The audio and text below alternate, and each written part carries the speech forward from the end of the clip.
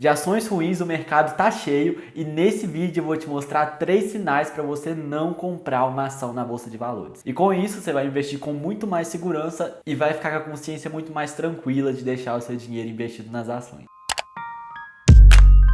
Oi meu povo, tudo bem com vocês? Como é que vocês estão? Sejam muito bem-vindos ao meu canal novamente. Se você ainda não me conhece, meu nome é Guilherme e eu te ajudo a investir o seu dinheiro de uma forma mais simples. Pra gente já começar falando sobre pontos negativos de ações, eu só quero te explicar rapidinho o que é uma ação, se você ainda não sabe, só para você entender o conceito e aí depois identificar o ponto negativo nele, fechou? Então vamos lá, o que é uma ação? Uma ação nada mais é que um pedacinho de uma empresa que você compra lá na bolsa de valores. Então sempre que você está comprando uma ação, você está comprando ali uma minúscula parte daquela empresa que você digitou o código lá no seu home broker. Por exemplo, comprou uma ação da Magazine Luiza. Você comprou ali um pedacinho minúsculo da Magazine Luiza e agora quando você tem uma ação deles, você já pode se considerar um sócio da Magazine Luiza. E aí por você ser dono dessas empresas na bolsa de valores, sempre que uma empresa te dá lucro, você ganha ali uma parte desse lucro como dividendos e além dos dividendos que caem na sua conta, você ainda pode ganhar ali com a valorização da sua ação à medida que a sua empresa for crescendo e tendo mais resultados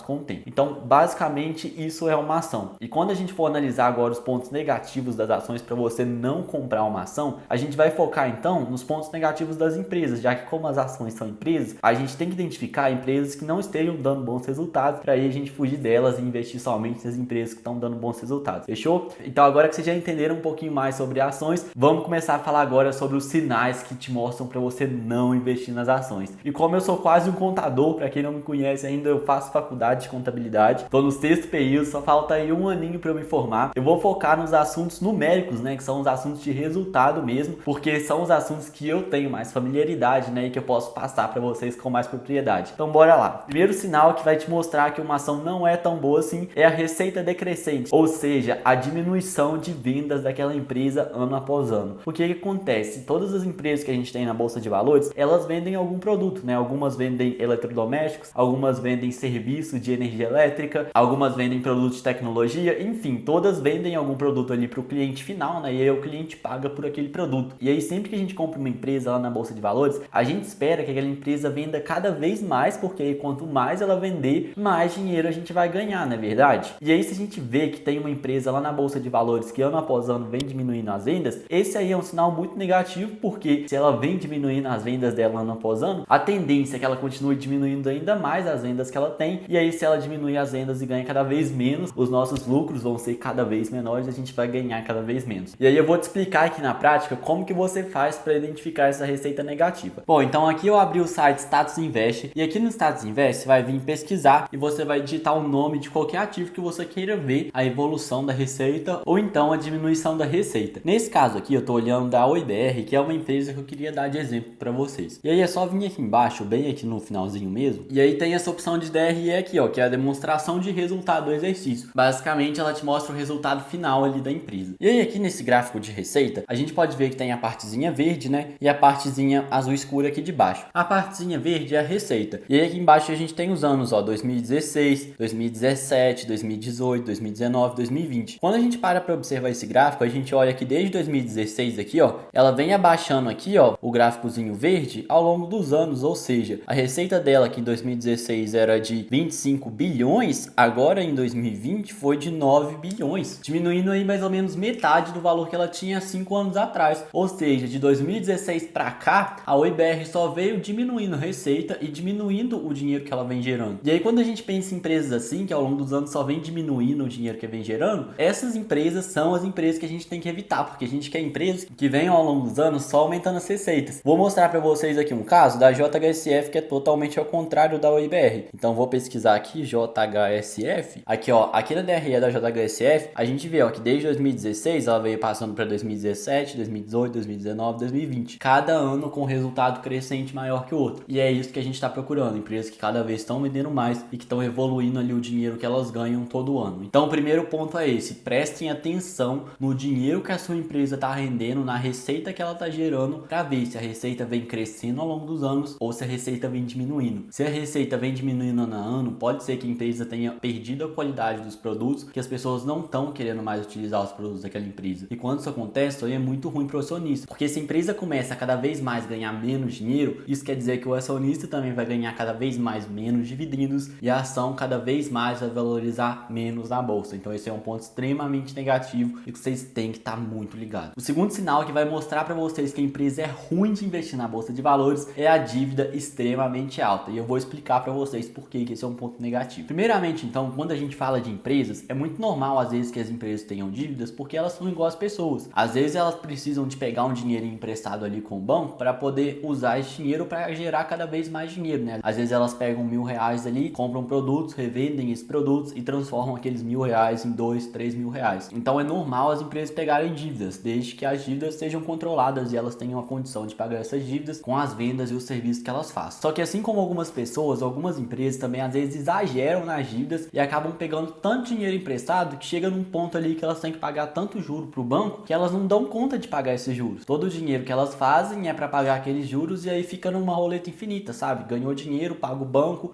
passa um ano, ganha dinheiro de novo, paga o banco de novo, e aí ela fica sempre pagando dinheiro pro banco e acaba que ela não consegue investir nela própria, já que ela sempre está tendo uma dívida ali para pagar com o banco, e ela também não consegue distribuir uma grande parte ali do dividendo que ela dá, né, do lucro que ela gera, porque a maioria do lucro é para pagar pro banco. Então isso aí é uma coisa que vocês têm que ficar muito esperto e eu vou explicar para vocês como que vocês vão evitar empresas muito endividadas na hora de investir. Então mais uma vez eu tô aqui com vocês com o site Status Invest na mão, e aí eu tô com a OIBR aqui também pra gente começar a falar de dívidas. Digitou o nome da empresa, é só descer aqui embaixo, ó, e tem aqui os indicadores da OIBR3, né, no caso vai aparecer os indicadores da empresa que você estiver pesquisando. E aí aqui embaixo, ó, a gente tem todos os indicadores de endividamento. Vou falar dos principais para vocês. Primeiro indicador, então, que vocês têm que ficar espertos na hora de identificar uma empresa muito endividada é o indicador de liquidez corrente, esse daqui, ó. Esse indicador de liquidez corrente, ele basicamente vai te falar a capacidade da empresa de pagar as dívidas dela de curtíssimo prazo com o dinheiro que ela tem agora no curtíssimo prazo também. Ou seja, exemplificando mais para vocês, ele te mostra se a OIBR, por exemplo, tem capacidade de pagar as dívidas dela dos próximos 6 meses. Esse indicador, ele sempre tem que estar acima de 1, porque ele é dado em porcentagem. Então, sempre quando ele está acima de 1, significa que a empresa consegue pagar 100% das dívidas dela. No caso aqui da OIBR, está em 1,67, ou seja, ela consegue pagar todas as dívidas dela e ainda sobra ali 67% de dinheiro no caixa dela para ela utilizar em outras coisas. Então, nesse caso, quando se trata da liquidez corrente da OIBR, tá uma liquidez corrente ok. De curtíssimo prazo, ela vai conseguir pagar as dívidas dela. O segundo indicador que eu quero falar para vocês é o indicador aqui de dívida líquida sobre EBITDA, que basicamente vai mostrar para vocês a capacidade da empresa de pagar a dívida líquida dela com base na geração de receita dela. Ou seja, suponha que a dívida da OIBR é de R$ 100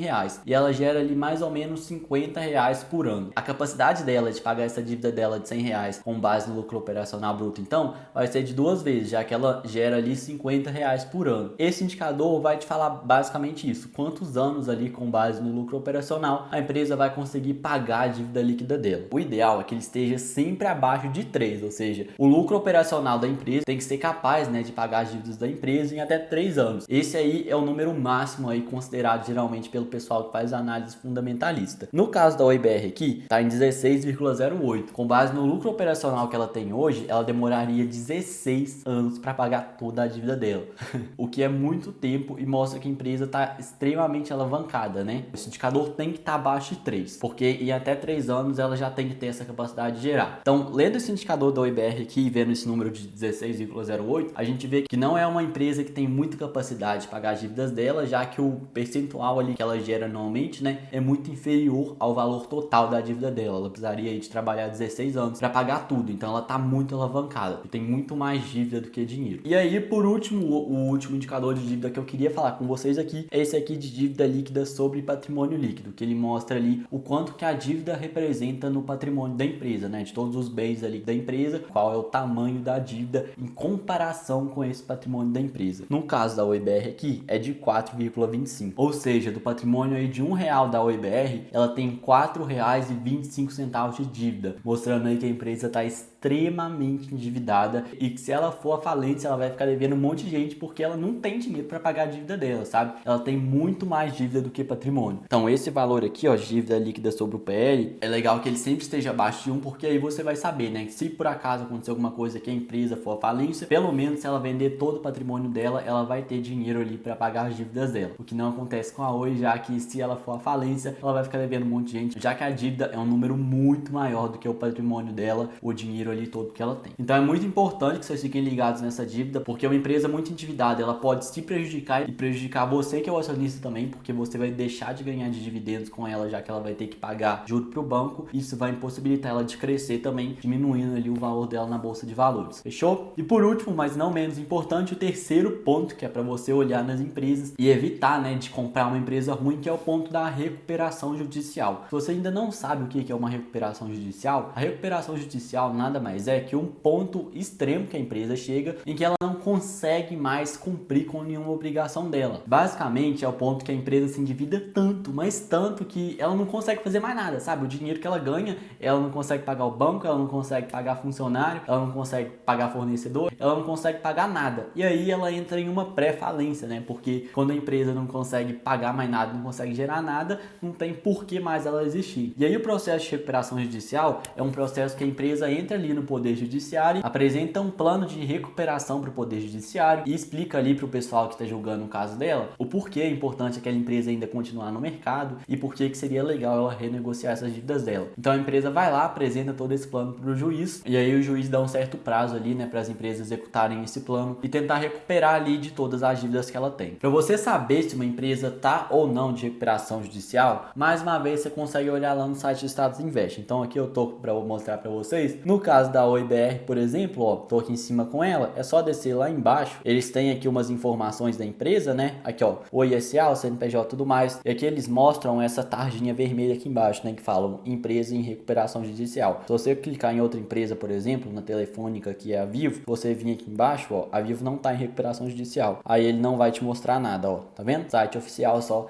e ele não te mostra essa tarjinha de recuperação judicial. Então, não se esqueçam de olhar sempre isso e tenham em mente que uma empresa em recuperação judicial é uma empresa que está quase numa falência e que não consegue cumprir com nenhuma das obrigações dela, porque ela se endividou tanto e não tem mais dinheiro para fazer nada. Esse tipo de empresa é uma empresa que vocês devem evitar para sempre, porque se ela não tem dinheiro nem para pagar o fornecedor, o banco, os funcionários dela, como que ela vai te pagar um dividendo? Não tem como, sabe? Como que ela vai crescer sendo que ela não tem dinheiro para fazer nada? Então, assim, é um caso extremamente arriscado e que você não deve ficar perdendo seu tempo olhando isso, a não ser que você seja um investidor de alto risco e queira ali investir só para especulação de mercado, né? E acreditar em umas empresas em recuperação judicial, eu, Guilherme, particularmente acho bobeira, já que para a empresa chegar num nível desse, ela precisa de um milagre para voltar aí a ser uma empresa top. E lembrando vocês mais uma vez, né? Quando a gente vai comprar uma empresa na Bolsa de Valores, a gente quer passar longe dessas empresas que estão em recuperação judicial, que estão devendo muito, que não estão pagando nada. Porque essas empresas não são as empresas que interessam pra gente. As empresas que interessam pra gente quando a gente está investindo na Bolsa de Valores são empresas que passam longe desse processo de endividamento, são empresas saudáveis que não estão endividadas e estão crescendo ano a ano. Se você está querendo investir numa empresa que só está indo ladeira abaixo e que precisa pedir a ajuda do Poder Judiciário para não fechar, cara, você está indo pro caminho errado. Então foca no que está dando lucro, no que está dando resultado e esquece essas empresinhas ruins que tá dando só prejuízo e que tá dando só problema. Essa aí tem que fugir dessa análise, vê uma vez que tá ruim, nunca mais olha e esquece que, cara, não vale a pena perder o tempo com isso. Fechou? Basicamente foi isso então, meu povo. Eu espero que vocês tenham gostado desse vídeo. Essas foram as 3 dicas que eu quis dar para vocês para evitar de investir em empresa ruim na Bolsa de Valores. Se você gostou desse vídeo, que é mais uma parte dele, né, você pode deixar aqui nos comentários, deixar um like aí, que a gente pode fazer também uma parte 2 com mais indicadores e mais coisas para analisar. Fechou? Eu vejo vocês no próximo vídeo. Me segue lá no Instagram porque tem muito conteúdo legal. Um grande abraço e até mais. Tchau, tchau.